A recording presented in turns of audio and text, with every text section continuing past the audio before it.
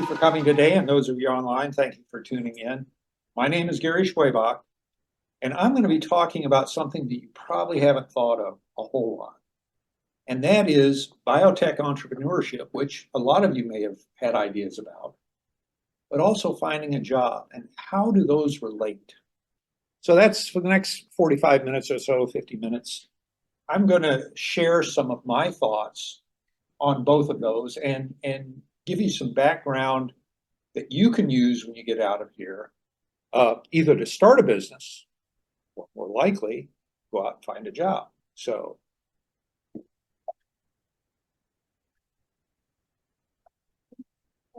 let's see. Yeah, there we go. So it's this way. This one? Okay, so what do they have in common? Well, first of all, finding biotech entrepreneurship is very desirable to most people. They think, oh my gosh, I invented something, I'm going to be a millionaire. Finding a job is very desirable because if you find one, you're going to be able to eat. Both have prestige in the biohealth environment. We look up at entrepreneurs as if they're these people that, you know, are amazing. And having a job also has a lot of prestige because, again, you are able to support yourself and eventually go on to make a good living. They also provide something to use to the economy and society. So a good job, a job that most of you will have, will contribute to the betterment of society, and it will help the economy. Now, right now, the economy is in pretty bad shape, and I hate to tell you, it's probably getting worse, but eventually it's going to get better. And in the health arena, those of you that understand biotech are going to be on the leading edge of that. It really is we're really in the start of a revolution within medicine, within biotechnology, and where we can go with that. They also both require knowledge, particular skills, and most importantly, perseverance. Perseverance is the number one thing you have to have if you're going to succeed starting a company or in getting a good job. And as we get further along, I'll explain a little bit more on that. The other thing is they both require hard work. It is not easy starting a company. There's a lot of sacrifice involved. Likewise, it's not easy getting a job and starting a career. You have to really work at it. And anybody who thinks it comes easy either has somebody who owns a big company or is deluding themselves. So how are they different? Well, only one is guaranteed to generate revenue. I'll tell you right now, it's not being an entrepreneur. You want to generate revenue, if you want to bring in money, get a job. The other is only one is relatively risk-free. A job, as long as you do the job well and show up and are doing what they ask, you don't have a whole lot of risk with that. Starting a company is very risky. You have to lay it all out on the line. And only one of them offers a 1% to 3% chance of having phenomenal wealth, and that is being an entrepreneur. So it is something that they're common, but there are a lot of differences, and it all depends on your personality. Having said that, who am I and why am I talking about this with you? What is my background? Well, I'm Professor Gary Schwebach, professor of practice here at the School of Informatics, at the Luddy School of Informatics, Computing, and Engineering. And a professor of practice is somebody that comes in from industry to bring the outside world into a program. There are probably only 4 or 5 of us on campus right now. So it's a very rare thing. And Luddy at one time had 3, they're down to 1. You know, 2 of them were smart and 1 stuck around, I guess. But so that's what I do here as a job. Now, before that, I was an entrepreneur. And I say I've started 3.5 successful companies. 3 of the companies I started actually made money, were successful, and I was able to sell them off or do whatever. One of the companies I started just died, fizzled. It was a wrong idea in the wrong place. And the half success was a manufacturing company I started when I invented a product and started manufacturing it. And after about 4 or 5 years, I realized it'd become more of a hobby than a business. And it was a very expensive hobby because I had to put a lot of money into it. And I said, you know what, if I'm going to have a hobby, I'll take up chess. You buy a chessboard, you know, it doesn't cost you a lot of money. So I shut that down just after I came to work here at IUI. I have a doctorate in business, and prior to that, I was a attorney out in California. I worked for one of the top 5 law firms in the country, internationally known offices all over the place. And I worked primarily in business law. So transactional, but I also did courtroom work in the federal courts. Usually every case that I worked on had a federal component. I was also an original mentor to the Access program.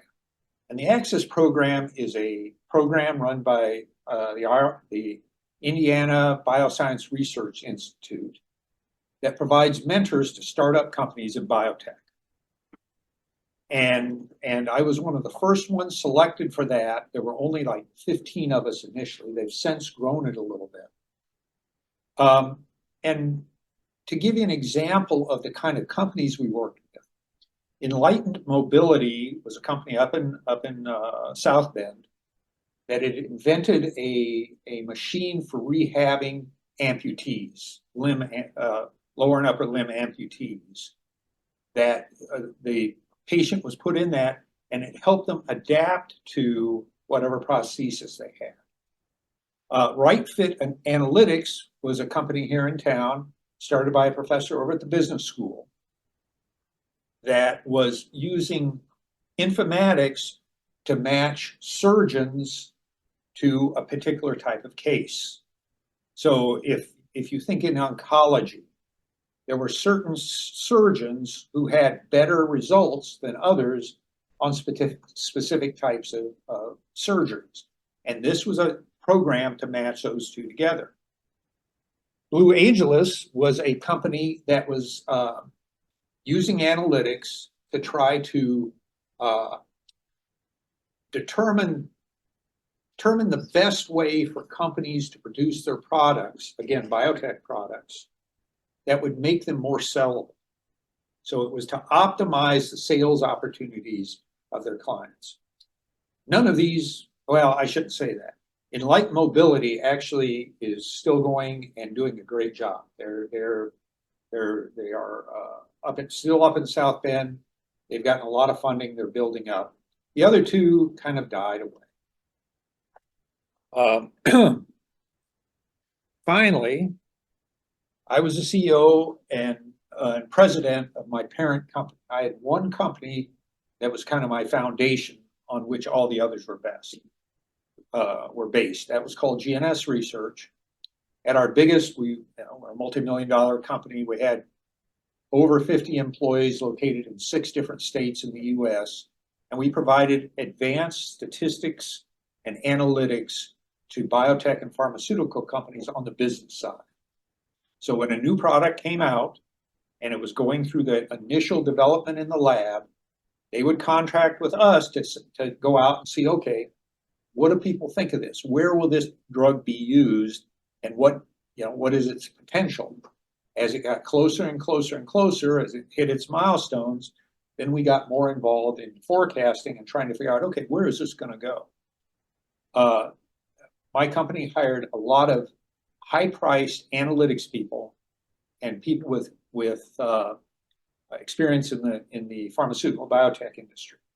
So they would go out and call on CEOs and call on different people and try to get them to use our product. We had over 130 different clients, and across multiple disease states. I don't think there was a disease state we didn't do research in.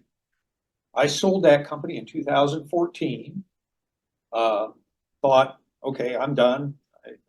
I've got my chunk of money. I don't need to worry about it. While I had that company, I also had a big data company. Big data is a term that we don't use too much anymore, but it was one of the first big data analytics companies out there. Again, focused in that market. I sold that to a group out of the NIH. It was a group of 3 or 4 people that came out, bought that company. And that company is still going. And that company accessed all the life science grants globally.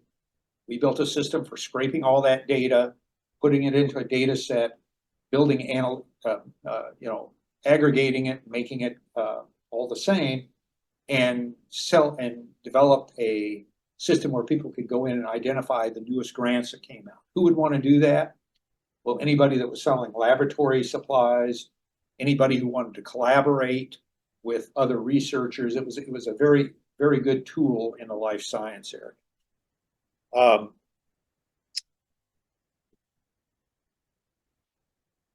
So why am I talking about this? Because I want you to learn, first of all, about how entrepreneurship works. And secondly, how you can use that in finding a job. Now, I don't know if anybody in here has ever dreamed of being an entrepreneur. If you are still dreaming about it when I'm done, then maybe you're cut out for it. But it is not an easy thing. But there are lessons can be learned from how you are a successful entrepreneur that you can take directly into your job search. So what is an entrepreneur? Well, Webster Dictionary defines it as somebody who organizes, manages, and assumes the risks of a business or enterprise. Well, that could be a CEO, that could be a general manager, that can be a lot of different people, because an entrepreneur typically, and there are some exceptions, hopefully I was one of them, entrepreneurs do not make good business managers. The first thing anyone with any brights does is they go out and hire somebody to run their company, because entrepreneurs have a different mindset about business. They're looking at creating, not necessarily at managing and organizing. So how do we think an entrepreneur is defined? Well, inventor of a new product. That's something that always comes, oh gosh, I've got a patent, I'm going to be a millionaire. A creator of a startup. That's more likely to be an entrepreneur. But not all entrepreneurs start their own businesses. There are many opportunities for being an entrepreneur in an existing business. Investor in new products, well, that's another type of entrepreneur, but they make their money by investing and calling it right. And their success rate is typically about 10%. So you invest a lot of time and energy on the hopes that you're getting the one golden nugget. Then we think of people like Bill Gates, Steve Jobs, Jeff Bezos, people who have come in and created large companies. That's closer to being an entrepreneur. But if you look at the history of their companies, they very quickly get out of the inventing, out of the creation, more into the management. They become more managers rather than inventors or creators. So how do I define an entrepreneur? I define it as someone who's willing to take a great risk to take an idea and grow it to the point of being able to sell enough of it to make a profit and live well. So you think about that. The first thing you have to be willing to do is assume risk. So when I started my company, there were 2 of us, myself and my business partner. We started with maxing out our credit cards and buying the equipment we needed. We spent all this money traveling around meeting people in the pharmaceutical industry. He had come out of the industry and I'd done consulting work in there. And put everything on the line. If I had not had a wife who was a professional and willing to support me, I would never have succeeded because I couldn't have afforded to do it. I did not take any money out of my company for 2.5, 3 years before I started drawing a salary. That's what an entrepreneur does. They lay it all on the line. Now, why do they do it? Because they have an idea that they think is going to succeed, and they're willing to spend the time to grow it. And we had an idea that did very well with our target market, because we were providing something that nobody else did, which was very specific, high-end, tailored analytics of what their future would be. And they were very happy with that. Now, having a great idea and trying to grow it is one thing, but you also have to be able to make money off it. You have to sell enough of what you're making to be able to make money, because this is a business. This is not, we're not doing this for, the good sake of humanity or the community. We're doing it specifically to make money, to make a profit. I know profit is a dirty word for a lot of people, but profits are what allow companies to grow. And if you're thinking of nonprofits as being something different, don't. Because nonprofits have to generate a profit in order to continue growing. They just don't pay it out to anybody. They keep it in the organization. There are no owners. So I have, in fact, the one business I had that failed was providing research services to not-for-profits. Now, we created it almost as a charitable thing to help public service, social service nonprofits survive, but there was just not enough there to make it worth our while. So, entrepreneurs are a different breed of people. There aren't very many of them. There are probably no more than 2 to 3% of the population that are willing to lay it all on the line because they believe so strongly in something. Now, when you fail, you lose a lot of money, but you also gain a lot of knowledge. And the other symbol of an entrepreneur is someone that's willing to do it again and again until they succeed.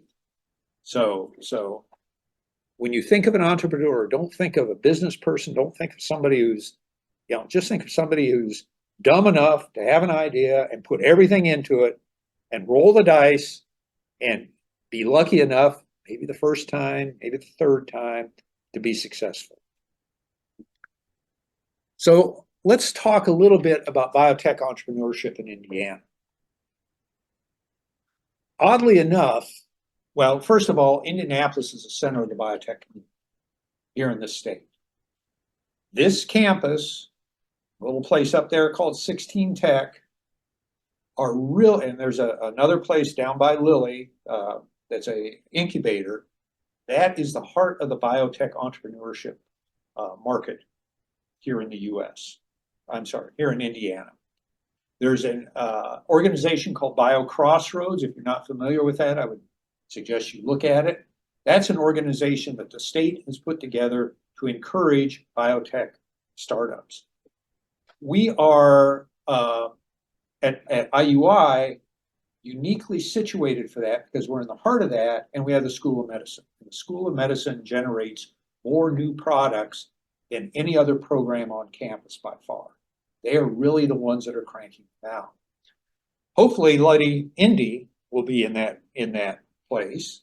Many of you may have seen the press release about Zeb Wood, who is a professor in media arts and science, who has come up with some innovative ways of using virtual reality to, I'm not even sure what he does with it, but it's gotten a lot of attention. He just got funding for it to start building a company.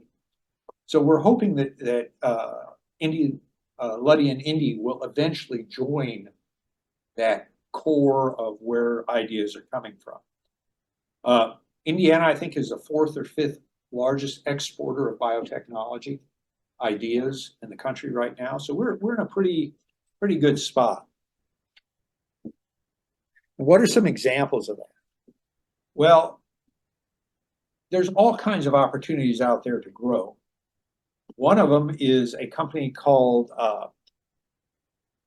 Claris Bionomics that's using messenger RNA diagnostics to look at tumor biology and effectiveness or efficacy in oncology. So this is a pretty big deal to be able to try to use the genome and the making of proteins to try to figure out, okay, what's going to work for treating tumors. Another one called Linthius Holdings and Point Biopharma. They are looking at prostate cancer and doing the same kinds of things, building models using bioinformatics and in some cases health informatics to look at prostate cancer. And then another company, Nurx Biosciences, just won an award and is joining the Indiana Bioscience Research Institute for developing anti-cancer drugs. Now, why is cancer such a big deal? Well, for a couple of reasons. One, Eli Lilly is down the road, and that's one of their main focus. Two, we have a couple of cancer research organizations on campus that are focused on developing new treatments for cancer. All of those spin off potential companies or potential products. So how does that process work? Well, here in Indiana, it usually starts with a faculty member, a doctoral student, a master's student, or in many cases, undergraduate students that identify something that has a potentially beneficial result. I interviewed an undergraduate from IUPUI, this was many years ago, that worked at a lab here, undergraduate student. He already had 3 patents in therapeutics, 3 things that he had patented as an undergraduate. So those, it's not just the graduate students, it's at all levels. So once they find that, they do research and the development work to show that their idea works. That this is really going to be, this thing is amazing what this will do. Then I start thinking about being rich and decide, okay, I'm going to get some funding for this so I can be the next Bill Gates, so I can be the next, Zuckerberg, Mark Zuckerberg, whoever it is, or Steve Jobs. So they take a look and say, okay, man, if I can only get money, then I'm going to develop this into a product. Then if they find the right advisors, they go along a path that leads to having a commercially viable product. That's a product that you can sell in the marketplace. Something that is sellable out there. Then they start thinking about who's going to buy their product. They've gone through all this development thing. And now they're saying, okay, we have this thing developed. Where can we sell it? Well, I would contend that that is not the way successful entrepreneurs succeed. Because you've put all this work in, and it's not until the very end that you start to look at whether or not it auto comes off. okay, whether or not you're going to have a product. Well, I don't know about you, but spending a whole lot of money and time and effort thinking you're going to have something without knowing if anyone's going to buy it doesn't make a whole lot of sense. And in fact, that is the biggest problem with being an entrepreneur. So let's take a look at the right way of doing this. At least this is my opinion. And see if there's a better way to look at being an entrepreneur. Well, the first thing is to have an idea with market demand. Well, what does that mean? Well, I'll explain that in just a second. Then you want to build a prototype, whether it's a program, whether it's an example of a molecule and showing how it works, whatever it is, whether it's a device, you want to have something physical that you can look at and that people can look at, because this will help you move faster along the way. Because once you do that, you can go out and start to test it with the people you think would be interested. We're talking about who's going to buy it. Well, if we determine who might buy this, we have a prototype, we can then show it to them and get their reaction. And from the reaction then, we can get serious. We can go back and redesign the product. We can make any changes. We can start to build a marketing plan, a sales plan, marketing plan, a business plan for how we're going to take this to market. And now at this point, we have something we can protect. Because you don't want to put all this work into it to have somebody else come and essentially steal it from you and take it to market. And I'll talk a little, it's very difficult to do in the biotech arena, and I'll explain why in just a bit. And then finally, you take it to market. Now see how this is different than the way it usually happens. Usually we build something, we put it together and say, okay, let's find somebody to buy. Instead of saying, okay, here is a problem. If I can create a solution to that problem, who can I sell it to? Who's going to give me money to use this? Because that's what you're looking to do. Building a company without money, without getting money, unless you're getting funded by the government, is not something that's going to, last very long. So let's take a look at each of these a little bit in step. Oh, and the last thing is you want to generate cash flow. Take it to market and have money come in. In the initial stages of an entrepreneurial business, you don't worry about profit. Any money you make is put right back into the company and builds and builds and builds. When I said I went 2 years without any income coming from my company, we made money, but we put it back into the company to make sure that we had the infrastructure we needed, and then we started hiring the people to bring them in. And once we were on a solid footing, then we could start taking a salary. My first salary with my company, and granted this was 20-some years ago, was $1,000 a month. Again, I'm lucky that I'm married to my wife, who is a saint and was willing to put her much larger monthly income into keeping us going. And there were a couple times, there was one time when I almost said it isn't worth it.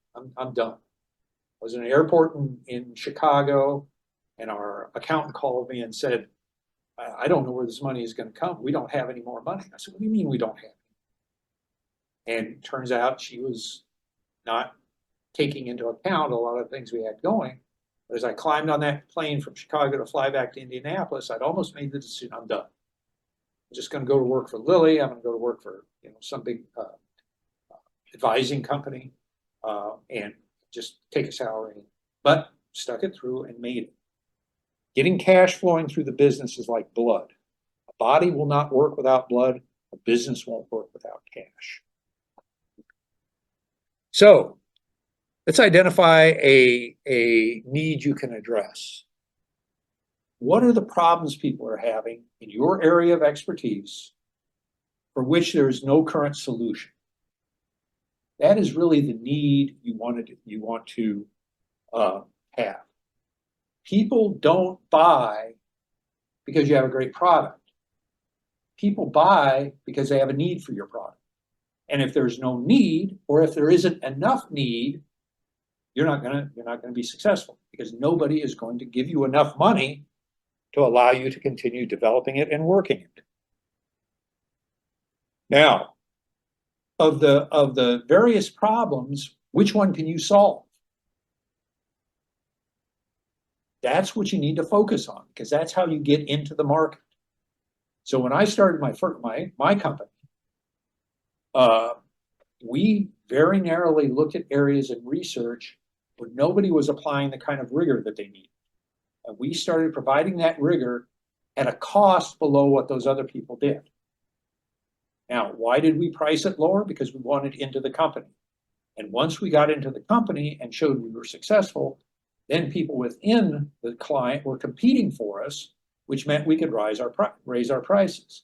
And I always told my salespeople, if you are being told you're too expensive by 80% of the people you talk to, that's a good thing, because 20% of the people are willing to pay it, which means you can probably take the price up.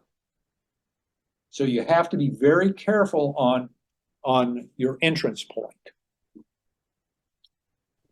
Does your need meet 3 essential criteria? It's a need that people are willing to pay for. Again, somebody has to buy it. Are there enough of those people to make it worthwhile to pursue? And do those people have money to pay you?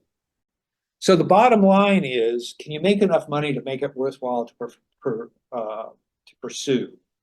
You have enough cash flow and profit. If you don't, get out of the business. Invest your money someplace else. Don't put it into a business if there isn't enough money out there to make it worth going forward. So, a working example is essential to moving forward. You have to be able to demonstrate something to people. Now, it doesn't have to be the actual product. It can be a very good description of the product. A product profile is what we call that. But you have to have something for them to look at. There has to be a concrete example. So the way to do that is come up with the minimum profile that you can develop and sell, and go show that to people and see what they say. And once you can find out what they want and what you can add on to it, now you have something that you can call a prototype, you test it, and you can start showing it to likely customers. Then, once you're doing that, you need to have a structure and a plan. So you need to assess the market, you need to develop your financial estimates, develop a marketing plan, how you're going to get the word out, and a sales plan, how you're going to put the product in people's hands, while they're putting their money in your hands.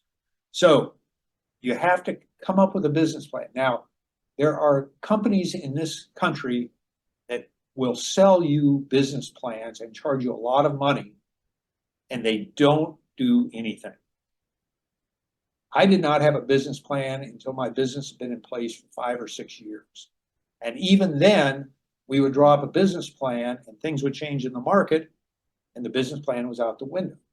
However, you have to have some kind of idea what you're going to do before you get started, which is what we did. We had an executive team that met on a monthly basis and said, okay, how's the business going? Where are we selling? Where are things slacking off? And how do we start reallocating our resources? And then get protected. You need to be in a legal structure because you want to protect yourself from risk. And there are legal structures, corporations, that allow you to protect yourself from not losing your house if the company fails, and or your retirement or whatever else you put into the business. Now you can trademark and patent things. Most of you who are writing code or developing applications can copyright them. That is a false sense of security. So I have a patent on the product I invented. All a patent gives me is a right to sue somebody who manufactures exactly the same thing. But if they make one change, it's not the same thing. And I don't have any rights under that, and yet I spend $25,000, $30,000 to get that. So my sense on this, you protect yourself by getting to market and seizing market share to keep yourself from having problems. Or if you're in a highly competitive thing, you get a copyright or patent or trademark, and you just are very strong at promoting that to scare away people from coming after you. And then insurance. You get to the point where you're starting to put something out into the marketplace. You want to have insurance in case something goes bad. Because if little Johnny takes whatever it is you've invented and swallows it, you want to make sure that the manufacturer or the person who is selling it is responsible and not you. So then you execute your plan and go to market. You get your capital. Now, getting capital is expensive.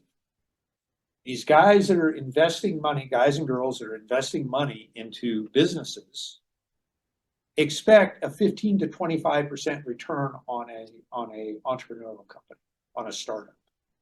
If you can't give them that, they're not going to give you money. So you have to be very careful that whether it's the money, whether it's the control, whatever, you protect yourself on that. You can also do something called bootstrapping, and which is how we built our company. But bootstrapping means you're not going to take a salary for a long period of time. The number one test of whether or not you're an entrepreneur is if I say to you, okay, are you willing to eat ramen and, drink water for the next 2 years to get this thing running? Or do you have enough money in the bank to pay your expenses? Or do you have a loving spouse that's really willing to bankroll you to do it? Or partner, or whatever the term you want to use, because otherwise you're not meant to be an entrepreneur. If you're not willing to lay it all out there, don't get started, because you lose a lot of money. And it never ends up good. Then launch your product and generate cash flow. This is the best way to learn if your product was a good one. If somebody will buy it, it was a good one. If they don't, they won't. And you should always be prepared for the worst. Now, does that mean nobody's buying your product, you stop making it? No, it means you go back and you redesign it and try to figure out why they're not buying it and turn it around in that way. So that is my idea on how you become a biotech entrepreneur. So let's grab some pizza. We got started late, so hopefully we can go over a little bit. Why don't we take about 10 minutes, grab pizza, bring it back, and then we'll talk about what really is important to you. What does this have to do with finding a job? We just spent a few minutes talking about entrepreneurship. So what does this have to do with finding a job? Why am I even spending the time to tell you about this? Well, I'm going to propose to you that finding your first job as a student, you need to think like an entrepreneur. So often, people who are looking for jobs are thinking of, oh, I just am going to graduate and find a job, and they get disappointed. But if you start thinking like an entrepreneur, now all of a sudden you can take more control over your job search. So,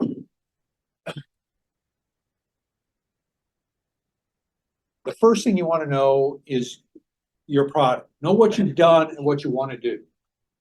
Now, people rebel against this, but when you're on the job market looking for a job, you are the product. It's about you. And what employers are looking at is what you can do for them. So it's very nice to put a lot of information out about yourself, but they don't care. They only have one thing they're looking at is, what can you do for me? Because I'm going to pay you a lot of money, and I want to make sure I get something back from it. So the first thing of that is taking a look at what you've done and what you want to do. Because working a job is miserable. I don't care how much you think you're going to find the dream job. There are times when you go to work and you think, what in the world am I doing this for? This is misery. And it doesn't matter if you're at the lowest end of the economic spectrum or you're the CEO of a company. There are times when, you just want to turn the car, get on the interstate, and head out to California. You're here in Indiana. So make sure that you have a commitment to what you want to do. Then you need to build a resume and a portfolio that communicates or represents your abilities. And then you want to test it to make sure it works and make changes that you need to make to it to improve it. Then you need to get really serious about your job search, especially in this economy. And I'll give you some ideas on how to do that. Then once you've gotten serious, then you take it to the market. And you send it to employers that meet your criteria of what matches your abilities and what you want to do. And if it doesn't work, we come back, just like with a product, you retool and you rethink it and you rebuild it and you go out again. And guess what? You can go out to the same people because they won't remember you. I'll give you an example. When I first started to work here, the head of the HI program, Dr. Jones, was married until her husband passed away. He was married to a gentleman. And the first time I met him, you know, I was chatting him up because I didn't know who he was. And he said, "Yeah, you actually interviewed me for a job at your company." I said, "What?" "Yeah, we had half an hour in your office. It was a big fishbowl office. You know, it was very pleasant, but you didn't hire me." "Well, no, I didn't. I had no idea. Didn't even remember him after he told me, but I vaguely remembered somebody with his background coming in. Nobody is going to remember you if they turn you down for a job. I mean, unless you go in and do something absolutely obnoxious. So don't think that just because you've gone out once to somebody, when you come back and change things, you can't go out to them again. I was going to give you this example later, but I'll share it right now. I had a student here 2-3 years ago, and she was tremendous, absolutely tremendous. Just one of the best students I've had the whole time I've been here. And she worked for me. She came into my office and said, "You know, Dr. Schwebach, I just sent out 20 resumes and I didn't get anything." I said, "Well, let me see your resume." Took a look at her resume and helped her redo it. And I said, "Now send it to the same 20 people." She got 3 job offers. It's not that you are worthless. It's not that they don't want you or can't use you, but you have to communicate to them what you can do. And if you do that in a way that they can see, "Oh my gosh, if I bring this person in, I'm going to make a lot of money," then they'll hire you. And then you do that and you get that job, and then you generate cash flow. Remember, cash flow is king. Your cash flow is a salary. And that is what we're going to talk about for the next 10 minutes or 15 minutes or so. So you want to become the successful entrepreneur of your job search. That's what you want to do, especially in this market. So the first thing you need to do is know what you've done and what you want to do. So take a look at your experience. Take a look at the things you've done and list them out. Come up with a catalog of all the things that you've done that might be of interest to an employer. And the way to do that is to use active language so you can put it in a bullet point. I use this, whatever it is, application, program, system, to do this thing for an employer, something that an employer is going to want you to do, and it accomplished this. This is what the outcome was. And obviously pick the ones that have positive outcomes. Don't pick the ones where it bombed and you cost the company a lot of money, because it's not the way to sell yourself. But come up and take a look at all the experiences you've done and think about putting them in those kind of language. Now, your employer may be the person running the lab. It may be somebody that runs a not-for-profit that you volunteered for, but you want to communicate it in that way to get their attention. Gentleman that just walked in is a friend of mine, Kevin. He works at Career Services. You want to get to know him because he's the undergraduate director for Career Services. So and he has no idea what I'm going to be talking about. So hopefully he agrees because he's the expert in finding jobs. Okay. So once you have that, now you have to take that and put it in a form that sells yourself. Remember, you're hunting for a job as an entrepreneur. You are the product. You're this product that you've designed that's going to make a lot of money for somebody. And hopefully in making a lot of money for somebody, it's going to make it for you. Now, how do you do that? Well, first of all, do research. Don't just get a job posting and say, "Oh, well, this looks kind of cool. I'll send my resume to that." No, what you need to do is identify their needs and then go back to that list of things you've developed and pull your skills out, your accomplishments, and build your resume around. Every resume should be unique. Don't ever send the same resume to every job because they won't listen to you. They're looking for specific needs. Now, where do you find those specific needs? You find it in the job post, in what they're asking for. And you want to match the language there that they're using in that job posting, because that's how you get through that initial screen. Then, remember, they don't really care about what you know. They don't care about what you feel. They don't care about your career aspirations. What they care about is what you have done that meets their needs so they can bring you in and help them succeed. And I call that making money. Now, it isn't always making money. It can be other measures of succeeding, but if you think about it in those terms, it's really going to focus what you put in there.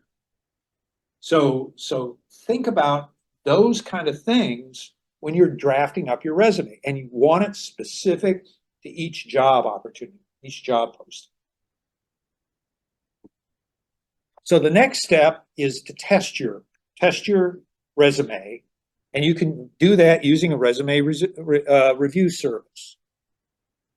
The way I recommend doing this, when you go to have somebody review a resume, take a job posting and take your resume and say, this is the kind of job I'm applying for. Can you look at my resume in terms of what this job is? Because if you just ask them for a general resume, they're going to give you a general feedback.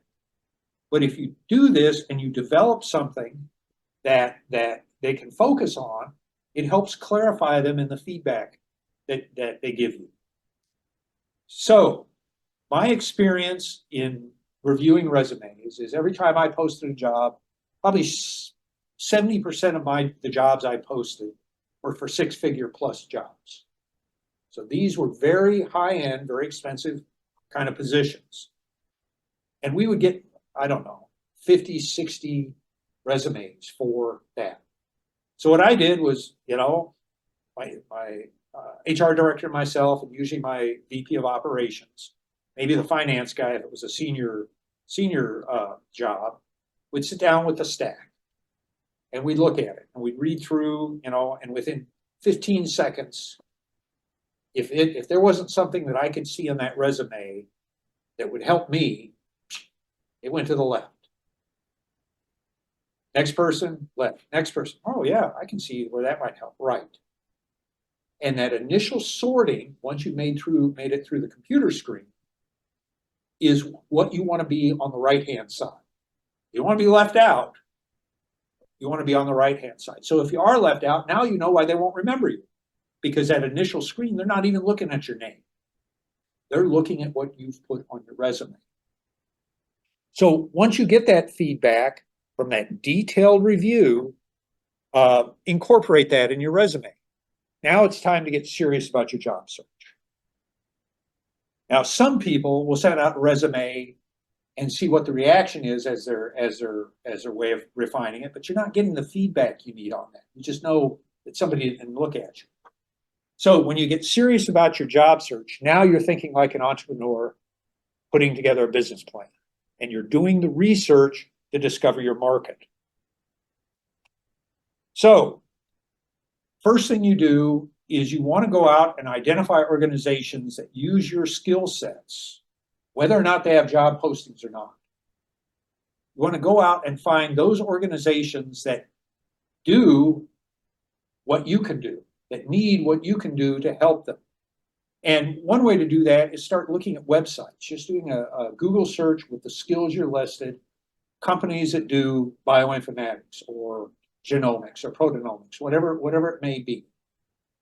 And then take a look at what they have people doing.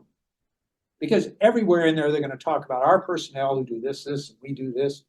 Those are the kind of things you want to try to find because they provide evidence that you can use, or they can provide ways you can word your resume to make them more impactful for the person hiring. Then go to job postings in your area and see what they're asking people to do, what kind of skills they have people doing.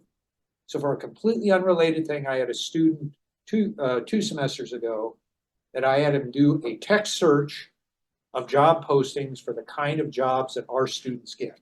This is in health informatics. and to start pulling out the skills that were being advertised. And then I took those and matched it to our curriculum in health informatics to see how much overlap there was. And in doing that, we found some areas where we need to improve our curriculum. I'm in the process of redoing our coursework for the department or for the program to be able to do that. Because now you're starting to narrow down what it is people are buying, what it is they're looking for. Then when you narrow that down, go back to those companies that hire that and see if you can tailor your resume to something that company might want. Based on what they have on their website, their press releases, whatever it may be, use that evidence, that information now to start tailoring your resume. Have this list of skills, this catalog. Now you want to start matching that to various types of companies. And then if you're going to a job posting, again, make sure you use the language of the job posting and that it appears in the top quarter of your resume. And you say, oh, well, I'll put that in the letter, my cover letter. People get a cover letter in and they staple it to the back of the resume. They only look at the cover letter if you make it past those first couple looks, and they say, okay, yeah, who is this person? Don't talk about wanting an aspirational job, about how you want a job where you can grow and all that kind of stuff. Cover letter is just, I'm applying to this job because I bring these skills to the table and I can show, and I've shown in my resume how I've succeeded at that. So that is the way you get it. Now, you may be thinking, I've never had a job before. What do I show that I've skilled? Well, you do things in this program that translate into what companies can use. Use those as your experience. That's why it's important when you do an internship, when you work on a project, whatever you're doing, yeah, you want to do a good job, get a better grade or for whatever reason, but you really want to do a good job because you can use that as evidence later to show that you can accomplish things. Companies want to buy people that can get things done that they need. That's what you're trying to show in this job search. Now, start your job search in earnest. Look for job postings that you can build a good case for. That's the first step. That's the low-hanging fruit. And make sure when you apply that you have enough information about the company that you can incorporate some of that obliquely in your resume.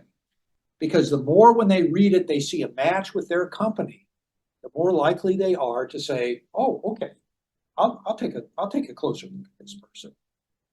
So if you're applying to a diagnostics company, let's say, don't talk about looking at genomics in general. Talk about looking at genomics in the areas where they are making products or in areas that are related to where they're making products, because that will click with them automatically and say, well, gosh, that's the system we use. That's what we do.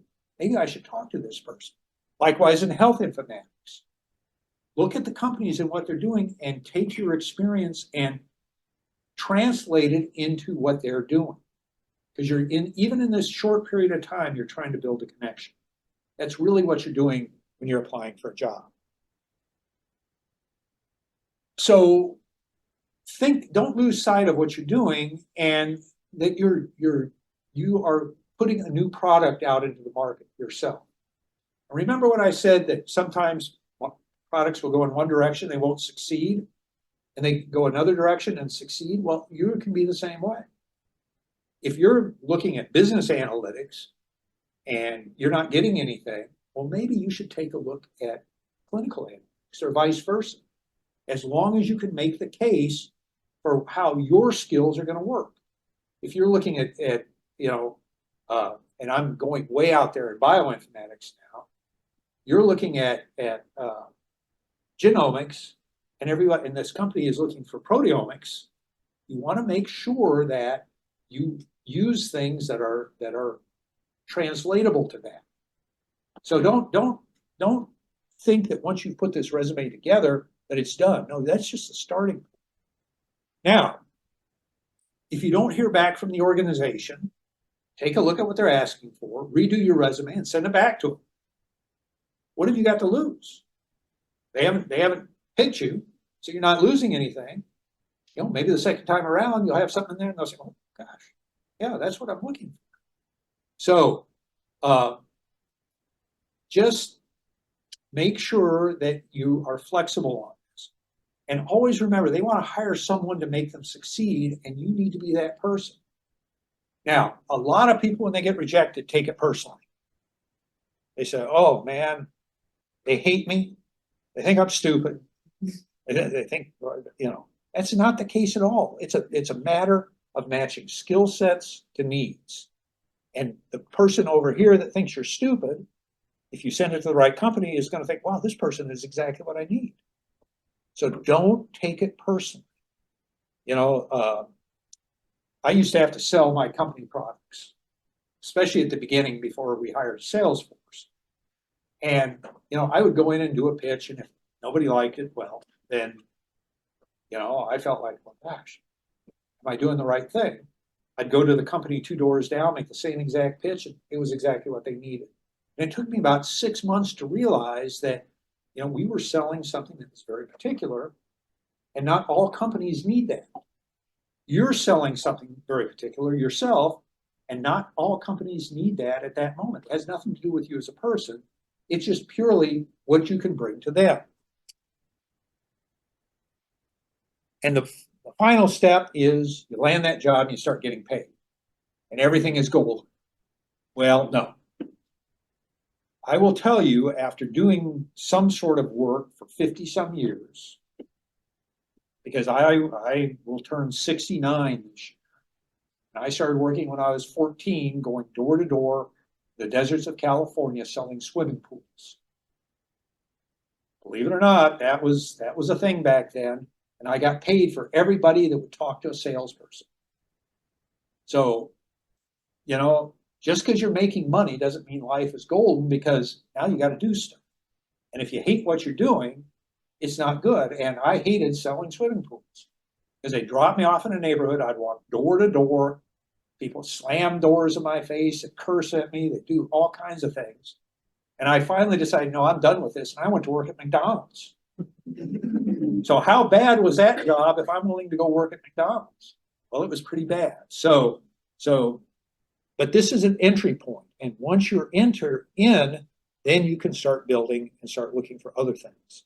So, but you need to get that first job to establish that entry point. Now, here's some guidelines to structuring your resume. Do not start with an aspirational statement. Nobody cares what you want. They don't care. They don't, you know, it doesn't factor in. They want to know what you can do. So don't start with an aspirational statement. Start with a short summary that tells them what you can do to help them succeed. What you have done in the past that you can show them success at, that they might be able to use. Because everybody wants success. And if you can demonstrate that at the very top of your resume, you have a real good chance of getting through it. Don't start with your education list of skill sets. Now, Kevin is going to. This is where I disagree with. Yeah, disagree with me on I that. help a lot of people get jobs. So it's really So these are things that are expected. If I see somebody start listing their where they went to school and what degree they have, my first thought is, well, did they do anything else? Is that all they've done, is gone to school? And how am I going to use that? Now, if it's somebody that went to Harvard Business School and, you know, happens to be the son of or daughter of a big entrepreneur who has a lot of money that they're investing, well, then, yeah, I might say, okay, yeah, I'll take that. But most case, I'm not, you know, education is expected. Skills are expected. You wouldn't be applying for this job if you didn't have the education and skills necessary for it. Or you may be, but listing skills, I mean, okay, so you list a skill. How do I know what you've done with it? What does it mean? Do start with relevant experiences that show you've been successful with those skills or with your education. Translate it from just the education or just the skills into what you've done. So when you list all those programs that you know how to work with. Put them into an example that shows somebody that what you've done with them. That's what they're looking for. That's what will get them to get your start reading your resume. Don't put too much information in your resume so it looks like a newspaper.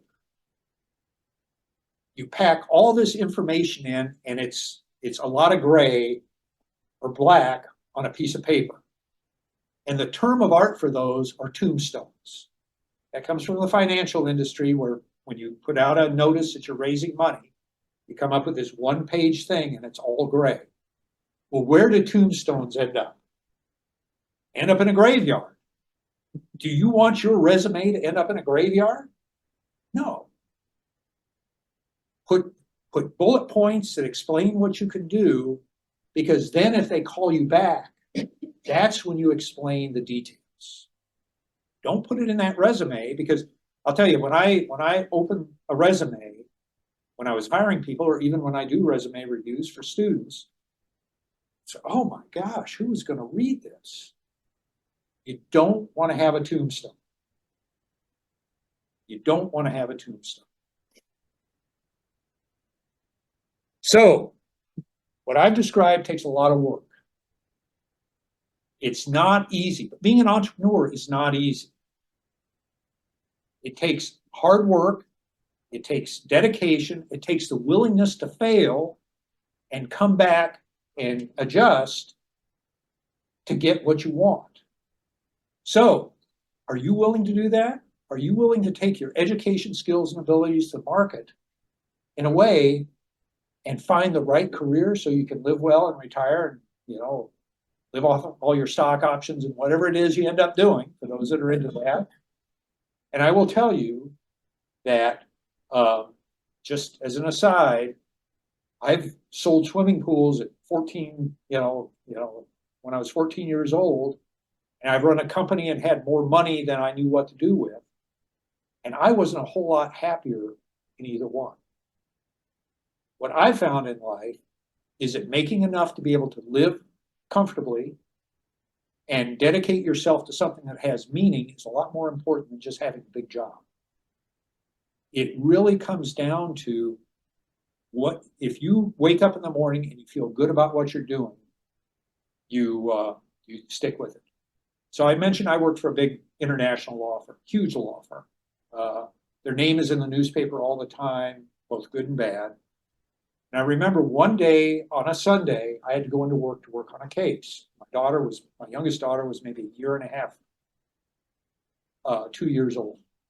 And as I'm getting ready to walk out of the house to get in the car, she comes over and grabs me around the leg, says, "Daddy, please don't go. Please stay home. Please stay home." And it was at that moment I decided it isn't worth it. It's not worth it. Everybody has that limit, and don't try to go beyond that thinking, oh, well, the money will make up for it.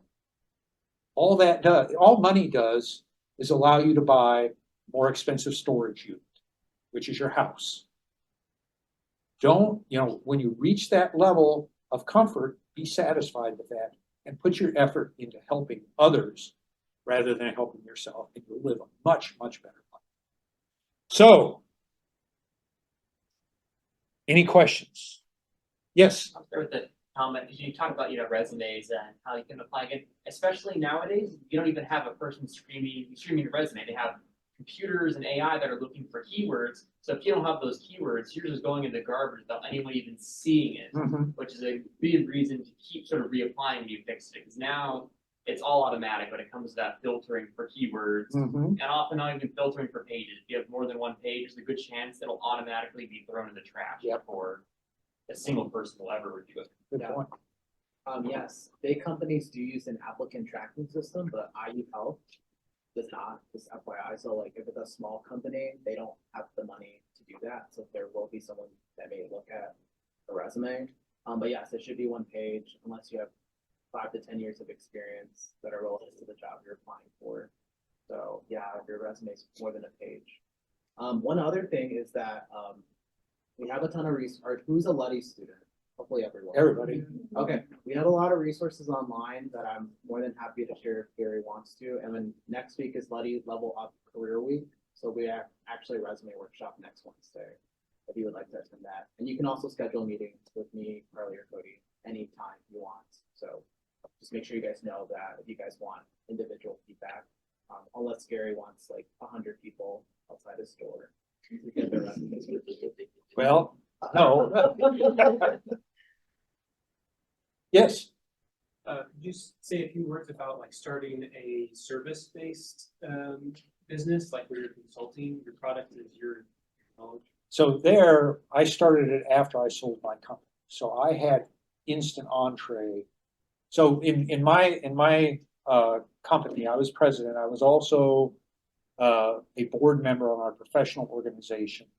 So I got to know an awful lot of people. And I had a non-compete, the company that bought mine. So until that non-compete ran out, I worked on my manufacturing company. When I went in, then after that was done, then I started consulting. And I was able to call people I knew.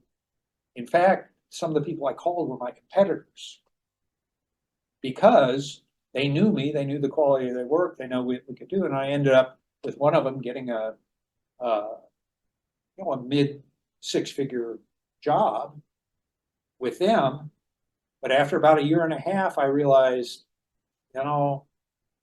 this is not what I want to do. So if you're starting from scratch, you need to start in an area that you have some experience. I don't recommend people start consulting companies until they've had 5 to 10 years experience in an industry, because you really don't understand it. Nobody's going to hire you. Now, the only exception to that is if you go to work for a Bain or a McKinsey or a big consulting company.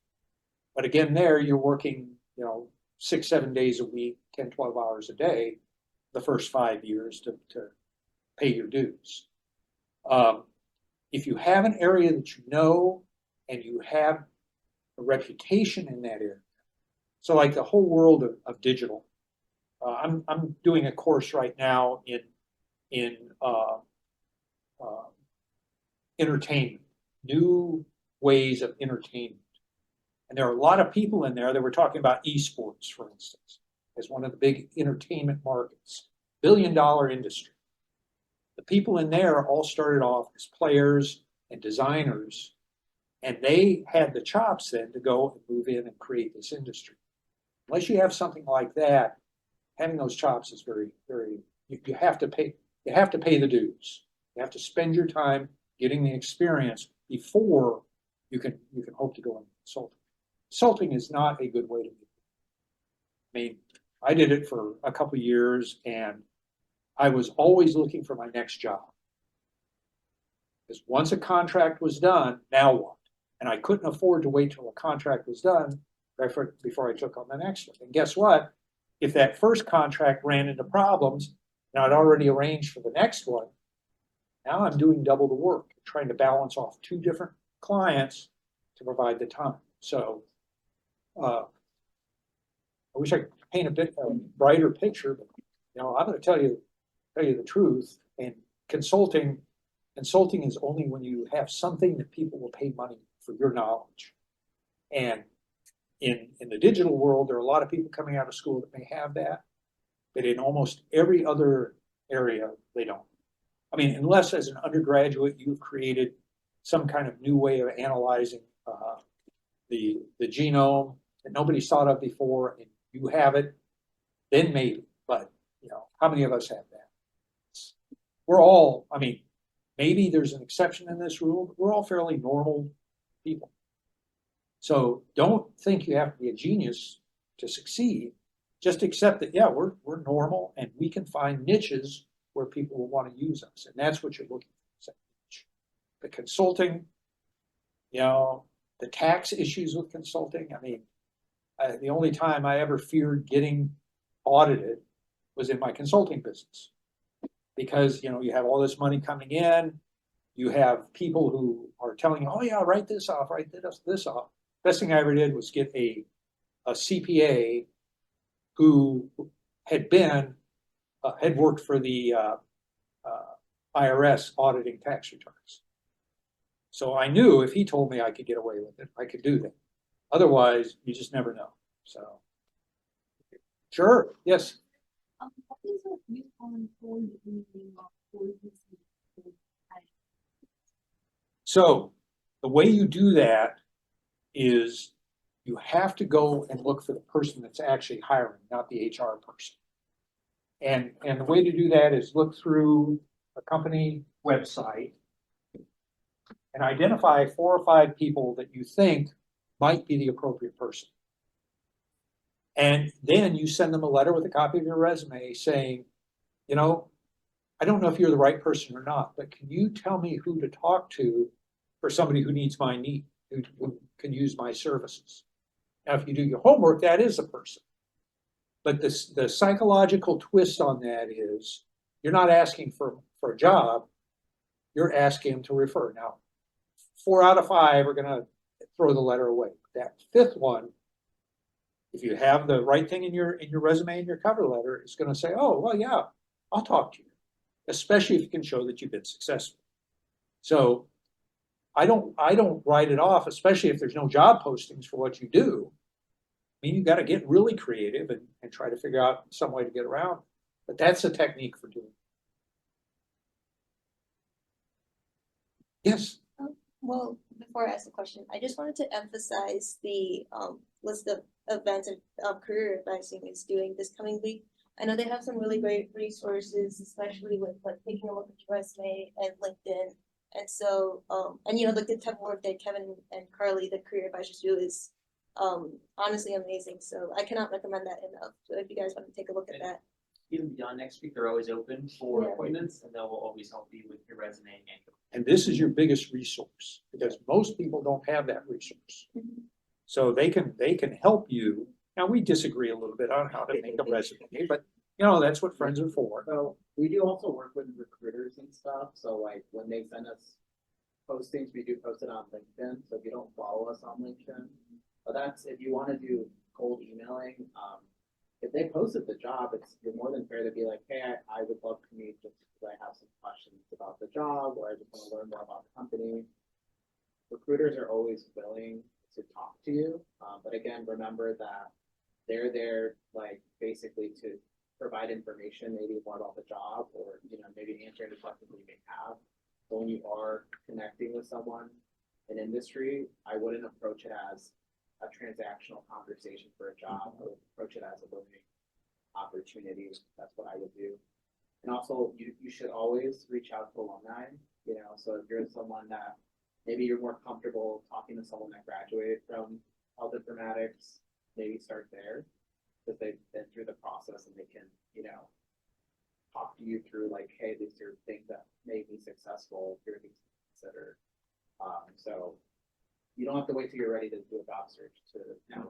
You can start now. So last week, or no, earlier this week, I forget when it was. It's been some time very recent. One of our HI students who graduated about a year and a half ago sent me an email saying, hey, we have this job opening and I think a graduate of our program would be ideal for it. So I forwarded it to Carly. She put it, I'm assuming she put it on the LinkedIn website. So, I mean, those things happen all the time. And one of the initiatives I'm working on right now is to create an alumni association with a master's in health informatics. But I have to do it in such a way that it's run by alumni. Because the minute I do it as being run by the university, then I lose control. And many of you, at least I know health informatics students, many of you come from schools that have these kind of unofficial alumni associations on WhatsApp or on LinkedIn. And my goal is to help our students put something like that together so they can exchange information and advice. And if you are interested in doing something like that, reach out to alumni because they love talking to people. I had another woman who graduated I think the first year I was here, and she ended up in California, and I worked with her on her project. Anyway, we got to know each other. She reached out and gave a capstone project to 3 of our students. And it has been by far the most successful capstone project I've ever done. And she has reached out to me a number of times since then saying, you know, we don't have money for it this time, because even though they didn't pay the students, there's a lot of time and effort goes into doing that. But there's a lot of reservoir of goodwill from all of your programs that if you can tap into that, they can help you. Because what does it cost them? And who knows, if they bring you into a company and you're a success, they're a success. So, yes. Do you have any more advice for, I guess, navigating ghost job searches? A lot of companies now will post listings they never intend to fill, either because they're just posting because they're obligated when they have someone lined up, or just to give the illusion of growth. Do you have any tips for how to spot those? You know, if they put a job posting in that is so specific, that's a red flag. Because if they have a person identified, they will write a job description to describe that exact person. Because then they go through the whole HR process and they say, you know, we interviewed 20 people and this is the only person that met our criteria. So that's one way of looking at it. The other one is if you look at something that they're very general, you don't even know what the job is. As a title, and they have some very general kind of things they're talking about, well, that's not a serious job posting. If I'm going to spend the money to post a job, I'm going to tell people what I want. So either too loose or too specific. You know, but again, what does it cost you to hit send?